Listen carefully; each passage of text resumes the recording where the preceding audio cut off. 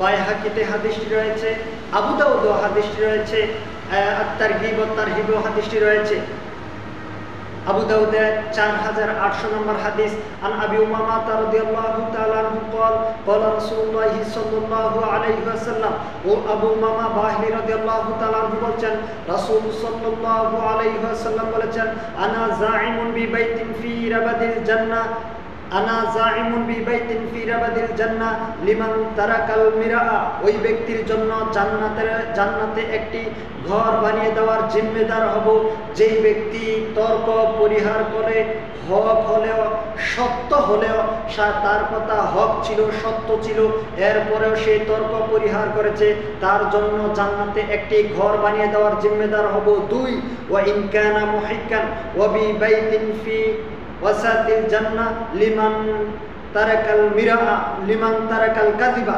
ওই ব্যক্তির জন্য জান্নাতের মাঝামাঝিতে একটি ঘর বানিয়ে দেওয়ার জিম্মেদার হব, জান্নাতের মাঝামাঝিতে একটি ঘর বানিয়ে দেওয়ার জিম্মেদার হব যেই ব্যক্তি মিথ্যা পরিহার করে, মজাক করে হলেও, দুষ্টামির ছলেও মজাক করে হলেও সে মিথ্যা কথা বলার চেষ্টা করে না, এমন ব্যক্তিকে জান্নাতের মাঝামাঝিতে একটি ঘর নির্মাণ করে দেওয়ার জিম্মেদার হয়েছেন রাসূল মুহাম্মদ সাল্লাল্লাহু আলাইহি ওয়াসাল্লাম। 3 ওয়া ইন কানা মাযিহান ওয়া বিবাইতিন ফি আ'লাল জান্নাহ লিমান হাসানা খুলুকা।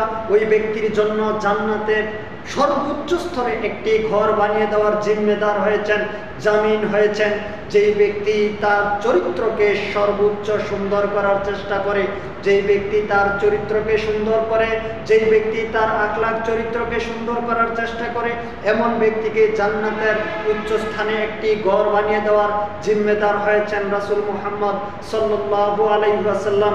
এখন থেকেই প্রতিজ্ঞা করার চেষ্টা করুন, নিয়ত করুন যে আজকের পর থেকে আর কখনো হক হলেও মানুষের সাথে অযথা অপ্রয়োজনে তর্ক থেকে বিরত থাকবেন। 2 মজাক করে হলেও, দুষ্টামি ছুটে হলেও মিথ্যা বলা থেকে বিরত থাকার চেষ্টা করবেন। 3 এবং নিজের চরিত্রকে, নিজের আখলাক চরিত্রকে খারাপ দিকে না নিয়ে সর্বোচ্চ সুন্দর করার জন্য, উত্তম চরিত্রের অধিকারী হওয়ার জন্য চেষ্টা করবেন।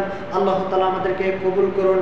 জান্নাতের জন্য যে জান্নাতের বর্ণনা আমরা এতক্ষণের এই আলোচনার মধ্যে শুনতে পেলাম, আল্লাহ সুবহানাহু ওয়া তাআলা আমাদেরকে কবুল করুন।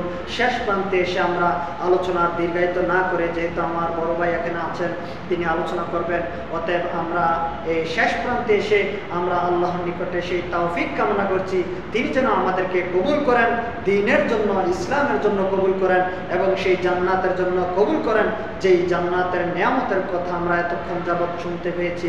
আল্লাহ তাআলা আমাদেরকে কবুল করুন। আমিন। ওয়া আখিরি দাওয়ানা আনিল হামদুলিল্লাহি রাব্বিল আলামিন।